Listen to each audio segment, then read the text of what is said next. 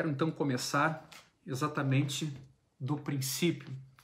Na semana passada, nós nos detivemos no capítulo 1 e nos primeiros 5 versículos. E eu então agora quero ler com vocês do versículo 6 até o versículo 10. Gálatas, capítulo 1, versículos 6 a 10. Estou muito surpreso em ver que vocês estão passando tão depressa daquele que os chamou, na graça de Cristo, para outro evangelho, o qual, na verdade, não é outro, porém há alguns que estão perturbando vocês e querem perverter o evangelho de Cristo. Mas, ainda que nós, ou mesmo um anjo vindo do céu, pregue a vocês um evangelho diferente daquele que temos pregado, que esse seja anátema. Como já dissemos e agora repito, se alguém está pregando a vocês um evangelho diferente daquele que já receberam, que esse seja anátema. Por acaso eu procuro agora o favor das pessoas ou o favor de Deus? Ou procuro agradar pessoas? Se ainda estivesse procurando agradar pessoas, eu não seria servo de Cristo. Na semana passada, nós lidamos com o prefácio dessa carta, onde Paulo já adianta os temas que ele vai abordar em toda ela, que é o evangelho enquanto conteúdo e a preocupação que ele tem com que se preserve esse conteúdo e de onde esse evangelho vem, ou seja, de Cristo, mas transmitido pelos apóstolos e, claro, nós o encontramos no Novo Testamento. Ou seja, tanto o evangelho é poderoso e a sua preservação é importante, mas também a sua origem, como nos foi transmitido, e aqui um respeito à sua origem apostólica, como nós o encontramos no Novo Testamento. Importante dizer que nas outras epístolas de Paulo, geralmente depois da saudação inicial, ele ora pelos leitores, ele agradece a Deus pelos frutos que ele vê naquela comunidade, mas em Gálatas não tem saudação, pelo menos não tem louvor, não tem ações de graça, não tem elogios e não tem oração. Isso mostra a urgência do tema que Paulo está propondo. Ele entra diretamente no assunto e o que ele tem como preocupação? A inconstância dos Gálatas por terem recebido o evangelho, mas rapidamente terem se afastado dele. Ele também fala dos falsos mestres responsáveis por esse engano ou esse afastamento, né? E Paulo chega a enunciar um anátema sobre eles, uma maldição. Um assunto muito polêmico, muito questionado, inclusive, e a gente vai dar uma olhada nisso hoje. Versículo 6. O texto começa: estou muito surpreso em ver que vocês estão passando tão depressa daquele que os chamou na graça de Cristo para outro evangelho. Paulo aqui demonstra, sim, a sua surpresa de que os Gálatas estejam passando tão depressa. Quer dizer que Paulo, de alguma maneira, fundou essa igreja e ela, com muita velocidade, se afastou dos princípios ou do evangelho que Paulo testemunhou naquela região. E vejam que aqui o verbo está na voz ativa e no presente, quer dizer, quem está fazendo isso são os Gálatas e eles estão fazendo isso no tempo presente. Não é uma coisa passada. Está em curso uma espécie de desencaminhamento, de afastamento da fé acontecido nessa região da Galácia. Na NTLH, a expressão está assim: estão abandonando tão depressa esse que os chamou na sua graça. O significado dessa palavra abandonar ou passar depressa, quer dizer transferir fidelidade.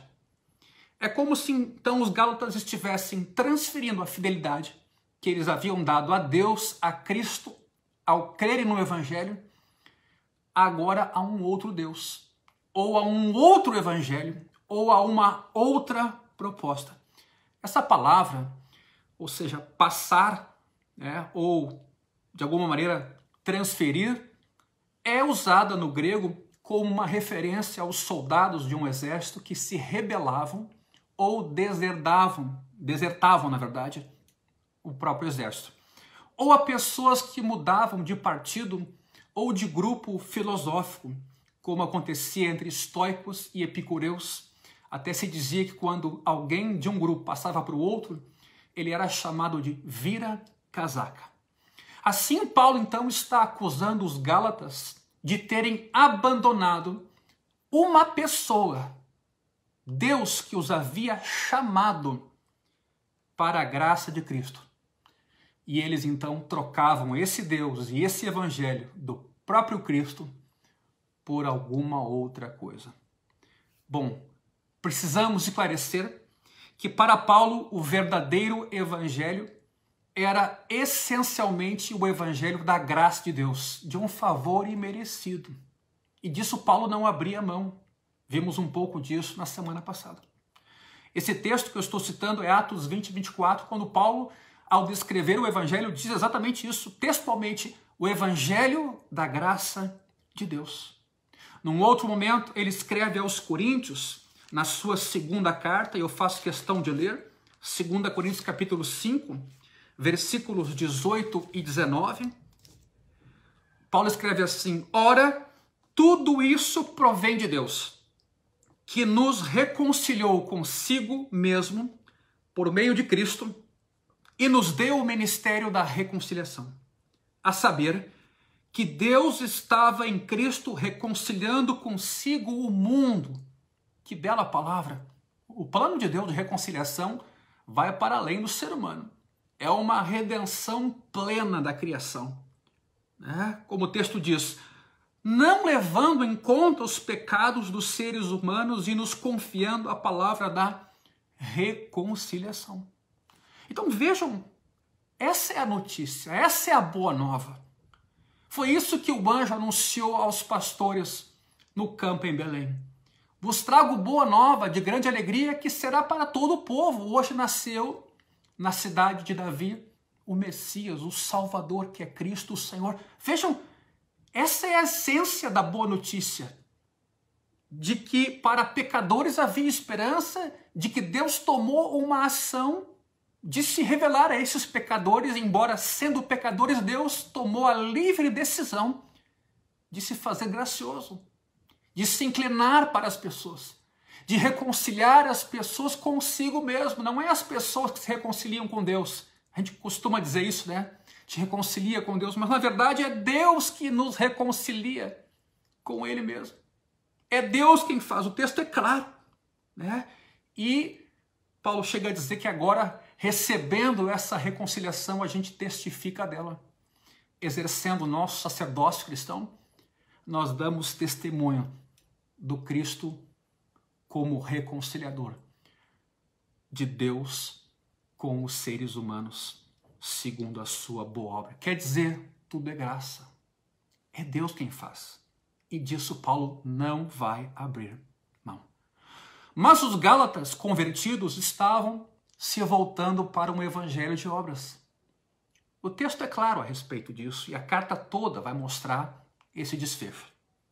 Os falsos mestres eram considerados judaizantes. Eles parece que queriam aperfeiçoar a fé cristã, dizendo que era preciso também praticar a circuncisão, além de crer em Cristo, e guardar a lei de Moisés, como vimos em Atos 15, versículo 1. Está explícito ali nesse documento o que acontecia nessa região. Em outras palavras, esses falsos mestres alegavam que era preciso deixar Moisés complementar o que Cristo tinha feito, que não bastava somente a obra de Cristo, era preciso guardar a lei de Moisés. E por que não dizer, na verdade, o que se queria era acrescentar obras humanas nossas obras, a salvação exclusiva de Cristo. Perfeita obra dele, plena e acabada. Os judaizantes queriam dizer, não, mas para garantir a salvação mesmo, tem que circuncidar-se e também guardar a lei de Moisés. Mas Paulo não vai tolerar essa perversão. Perverter é entortar aquilo que é reto. E às vezes, perverter é até inverter. Ele não vai admitir, inclusive ele vai acusar os gálatas de estarem desertando não só um evangelho, uma pessoa. Tanto que o texto está dizendo, né? Passando depressa daquele que os chamou na graça de Cristo. A deserção é a uma pessoa. Veja comigo 2 Tessalonicenses capítulo 2, versículo 14. Que bela passagem de Paulo aqui. 1 Tessalonicenses 2, versículo 14. Foi para isso que também Deus os chamou. Deus é quem chama. Deus é quem chama para a salvação. E como é que ele chama? Mediante o nosso evangelho. Para que vocês alcancem a glória de nosso Senhor Jesus Cristo. Que coisa importante, é Deus quem chama. E como é que ele chama? Mediante a pregação do evangelho, a audição do evangelho, o acolhimento do evangelho em fé. É assim que Deus chama as pessoas. Então, não se trata só de desertar o evangelho pregado como Paulo pregava na Galácia. Se trata de desertar o próprio Cristo, o próprio Deus, porque Deus chama seres humanos ao arrependimento por meio do evangelho. Só Deus pode chamar. Isso aqui é fundamental. Por isso que eu li 2 Tessalonicenses 2,14. É Deus quem chama, a obra de Deus. Ou seja, o que aprendemos aqui? Que doutrina e experiência precisam caminhar juntas. Quer dizer, há um chamado de Deus por meio de Cristo e do Evangelho. Deus chama, mas o Evangelho media, quer dizer, teologia e experiência precisam caminhar juntas. Fé cristã e vida cristã precisam caminhar juntas. O Deus que chama, que é uma pessoa, tem uma doutrina, tem um evangelho, tem uma revelação que faz de si mesmo. E a gente precisa conviver com essas duas facetas. A experiência com a pessoa e o ensino que a pessoa, os meios que a pessoa nos oferece para a salvação. É impossível abandonar o evangelho sem abandonar a Deus. É impossível. Tanto que o próprio Paulo, no capítulo 5 dessa carta, no versículo 14, vai dizer: vocês caíram da graça de Deus. Não só caíram do evangelho, vocês caíram da graça, do favor do próprio Deus. Evangelho e o Deus que salva por meio de Jesus falam de uma mesma coisa. O que temos aqui no versículo 7, logo na sequência desse versículo 6 de Gálatas capítulo 1. Esse outro evangelho, Paulo escreve, na verdade não é outro. E mais, porém há alguns que estão perturbando vocês e querem perverter o evangelho de Cristo. Fica evidente que há pessoas na Galácia perturbando os gálatas. Perturbar aqui quer dizer sacudir, agitar, criar confusão, criar polarização intelectual, alguns crendo de um jeito e outros do outro, né? E também criando facções e inimizades. Sabe que isso é muito comum quando há divergência de crença ou de doutrina. Ora, o Concílio de Jerusalém, que provavelmente foi organizado logo depois desta carta aqui ter sido escrita, Atos capítulo 15, registra um Concílio de Jerusalém. O Concílio de Jerusalém, depois que chegou a uma conclusão, enviou cartas às igrejas, e a expressão que está nestas cartas é exatamente isso, perturbação. Veja comigo, Atos capítulo 15, versículo 24.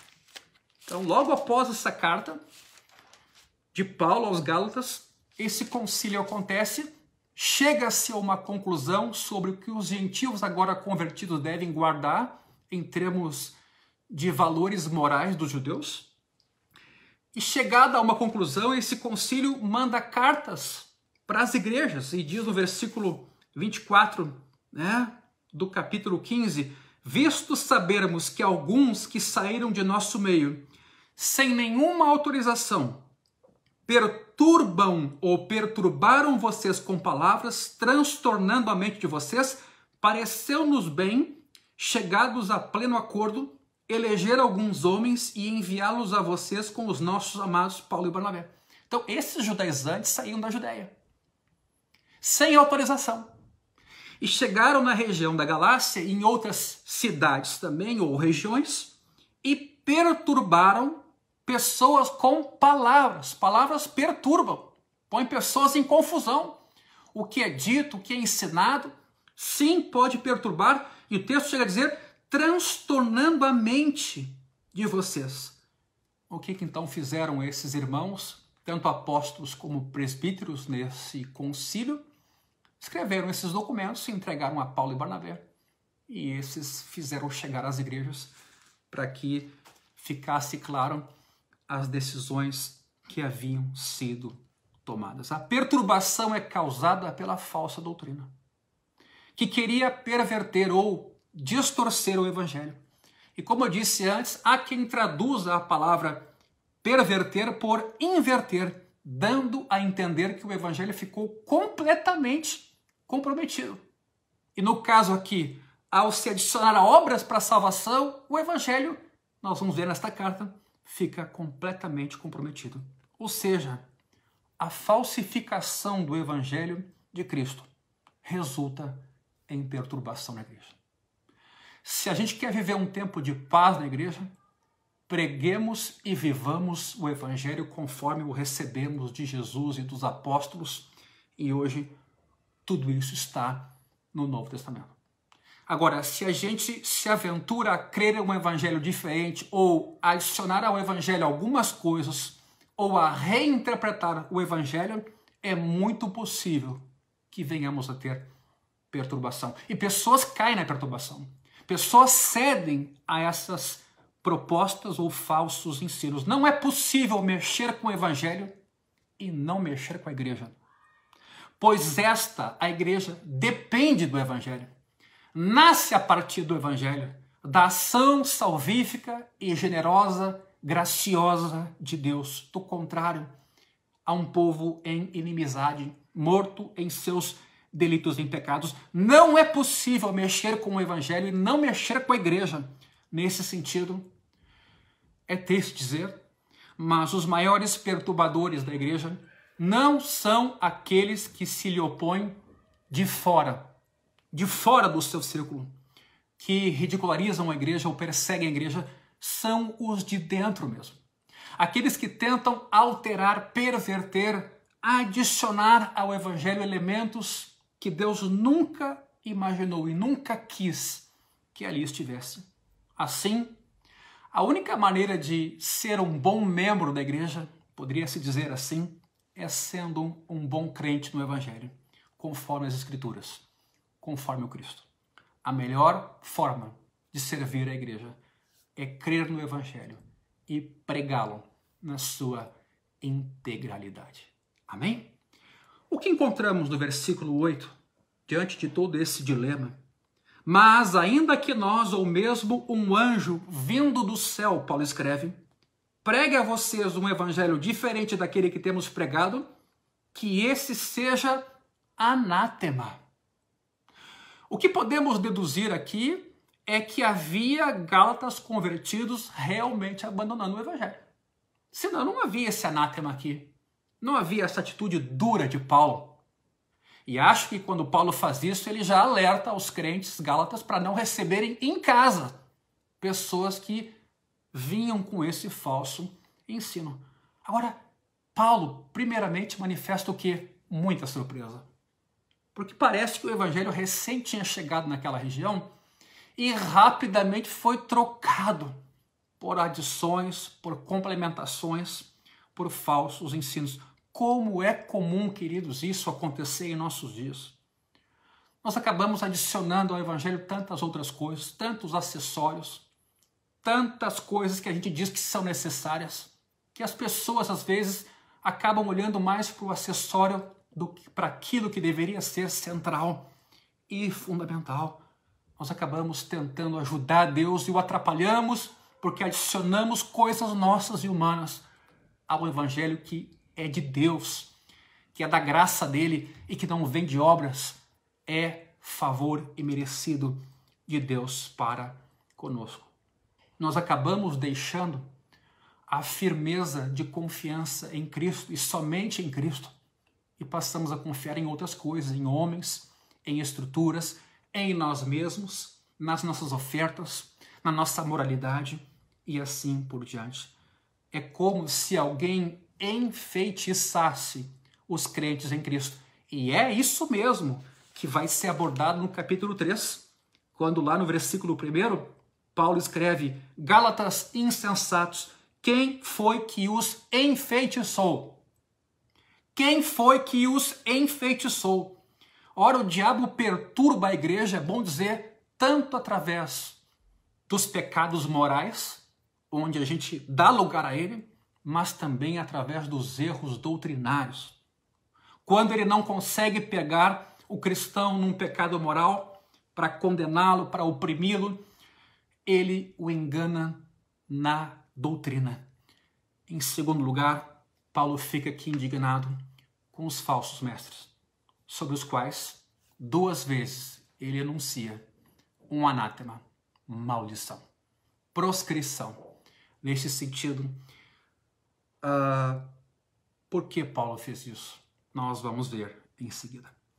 A palavra anátema é usada no Antigo Testamento grego, que é a Septuaginta, a tradução grega da Bíblia hebraica, para indicar o quê?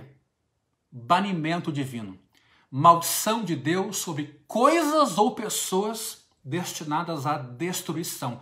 Acã é um exemplo disso. Ele guardou despojos dos cananeus que haviam sido proscritos, né? Ele reteve, roubou esses elementos que haviam sido destinados à destruição. Paulo expressa o desejo, na verdade, com esse anátema, de que o juízo de Deus caia sobre os falsos mestres, de modo que os crentes gálatas não se aventurem a recebê-los, por exemplo, nas suas casas. Não se aventurem a acolher aquela doutrina. Sim, Paulo é duro. Esse anátema tem abrangência universal. A gente pode imaginar que aqui Paulo estava irritado, indignado em demasia, lhe faltou o amor, mas eventualmente, olhando o texto, a gente chega a uma conclusão de que esse anátema é universal. Ele repousa sobre todo aquele que distorce a essência do evangelho e propaga o ensino. É certo que pessoas creem de forma diferente no evangelho, mas quando líderes, pastores ou pessoas que têm a competência de ensinar a respeito do evangelho pervertem o evangelho por diferentes motivos, por diferentes razões, essas pessoas são responsáveis por desencaminhar, por afastar, pela deserção que muitos supostos crentes acabarão fazendo em relação a Cristo. Veja, esse anátema repousa sobre todo aquele que distorce o evangelho. Veja o versículo 9. Veja o versículo 9. Não é um anátema só circunstancial.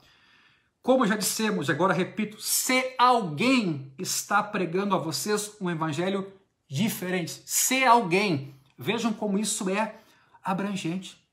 No versículo 8 ele chega, inclusive, a se incluir no versículo 8. Mas ainda que nós, ou mesmo um anjo vindo do céu, ele se inclui então.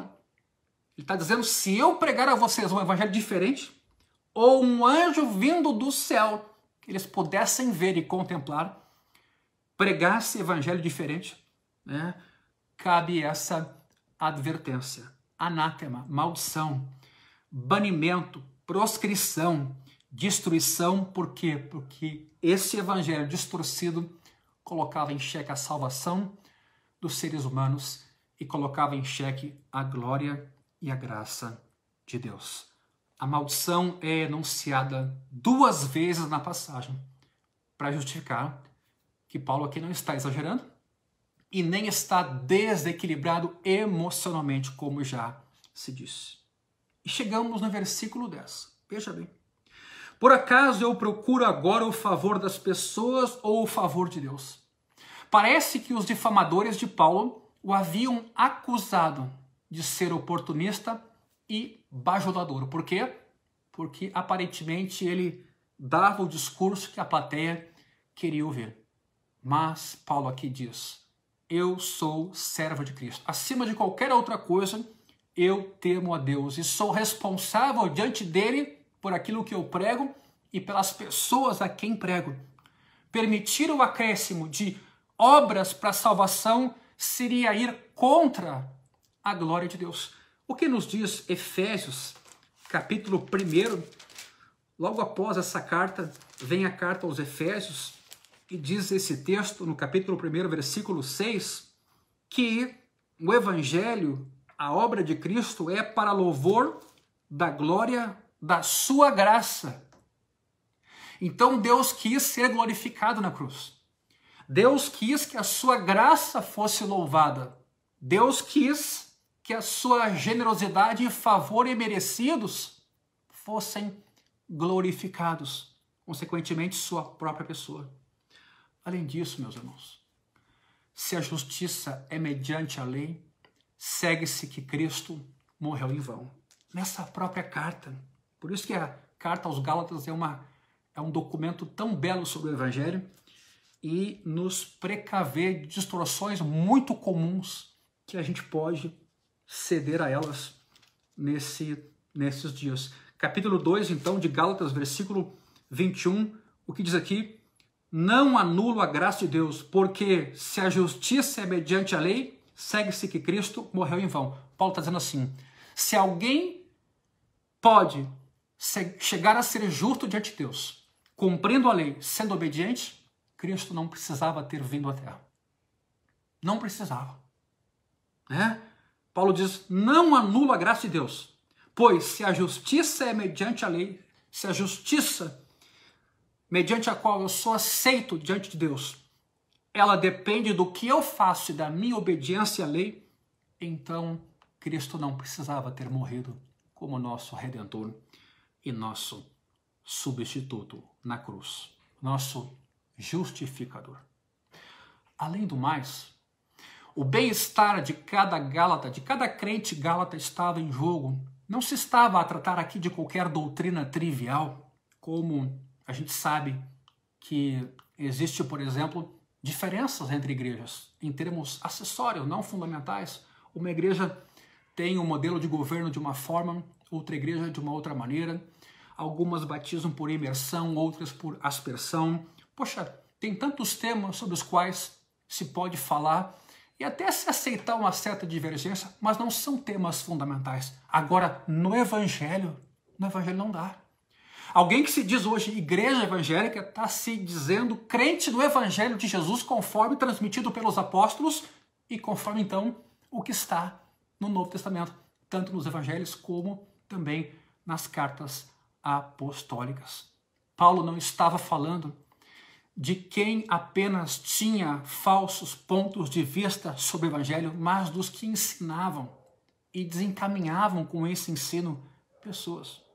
Paulo, é bom dizer, tinha um enorme amor pelas pessoas.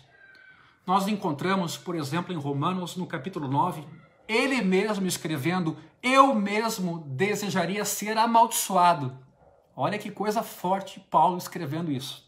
Eu mesmo desejaria ser amaldiçoado, separado de Cristo, por amor de meus irmãos, meus compatriotas segundo a carne. Ele está pensando aqui nos judeus.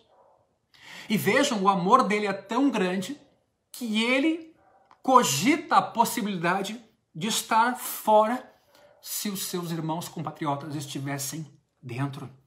Paulo sabia que o Evangelho não é o poder humano, é o poder de Deus para a salvação de todo aquele que crê, não daquele que pratica obras, daquele que é bom ou que pensa que é bom, é uma dádiva recebida pela fé e a própria fé é dom de Deus, um dom que Ele nos dá para crermos nele. Então, para Paulo, perverter esse presente generoso, imerecido, gratuito, totalmente de Deus, sem participação nenhuma humana, perverter isso é colocar a salvação em dependência humana, em precariedade, em limitações severas, em dúvida sobre sua eficiência ou eficácia.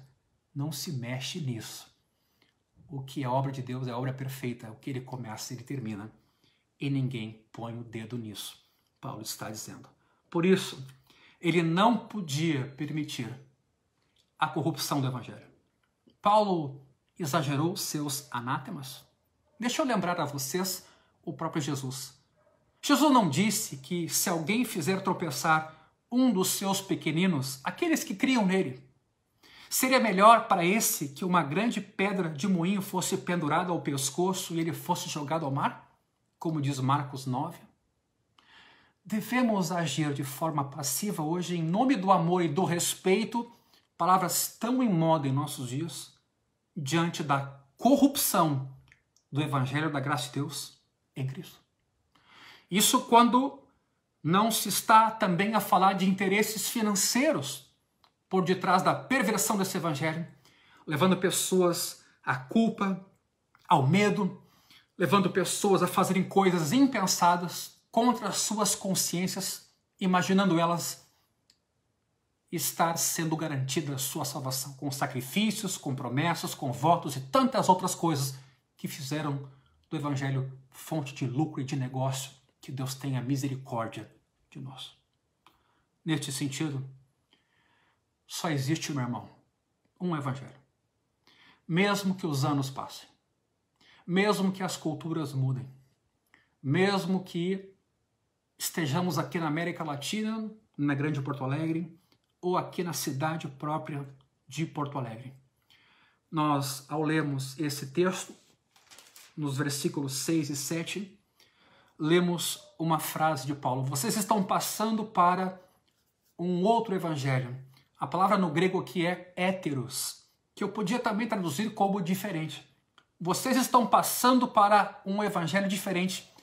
Não que exista um outro ou um segundo evangelho, é o que Paulo está dizendo. Paulo não está aqui dando a entender a possibilidade de um segundo evangelho também eficiente. Talvez não tão eficiente, mas também eficiente. Não. Ele está dizendo que esse evangelho diferente não existe. Ele pode até ser articulado, mas ele não é real. O verdadeiro evangelho, Paulo diz, é o da graça de Deus, do favor livre e merecido do Pai.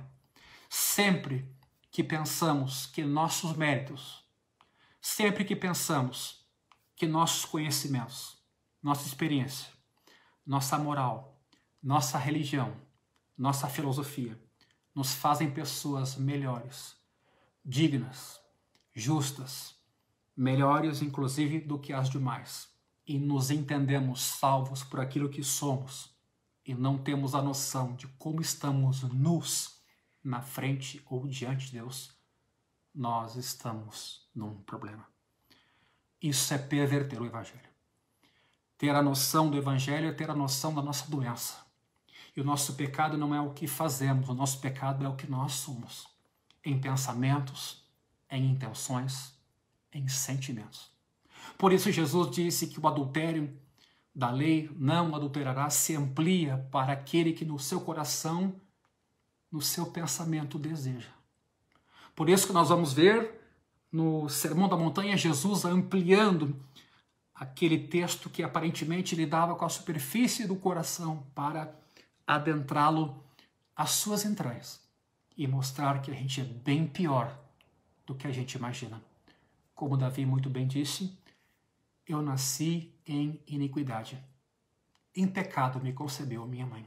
Sabe, quando a gente lida com pessoas, quando a gente lida com a família, é sempre bom desconfiar logo do começo de que você não é essa pessoa que você imagina que é. Que você não se superestime, que você sempre coloque em dúvida o seu juízo, a sua avaliação das coisas. ou a sua ideia de ter sido a pessoa correta ou ter tido a atitude adequada numa situação, duvide de você mesmo, porque Jesus disse assim: antes de olhar o cisco no olho do irmão, olha para a trave que está no teu. Então tu verás claramente. Removendo essa trave, poderás ajudar aquele que tem um cisco no seu olho. Meu irmão, minha irmã, Jesus não veio a esse mundo por qualquer coisinha. Jesus não veio a esse mundo para melhorar a gente, sabe? Só para demonstrar amor e nos inspirar no amor. Jesus veio para nos salvar de delitos e pecados que nos levavam para o inferno, para a morte, que nos traziam agonia, medo, angústia, falta de paz, falta de esperança.